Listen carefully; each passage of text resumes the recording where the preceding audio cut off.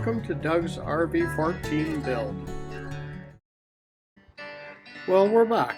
After countersinking all the holes in the main spar for the right and left wing, it's now time to install the nut plates.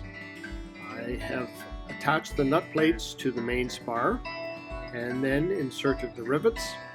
And once that gets done, I come along with my pneumatic squeezer and squeeze the rivets. With the rivets squeezed, the nut plates will be in their final attachment to the spar. And here is an example of a nut plate with the center hole threaded to accept the screw, two outer holes for the rivets where it's attached and squeezed to the main spar.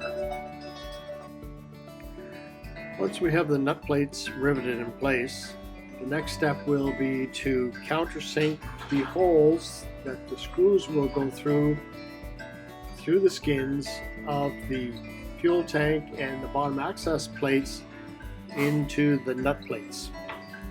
The nut plates are threaded to accept the screws. So we'll use the holes in the nut plates to center the countersinking bit, and we will get the main spars countersunk for the nut plates.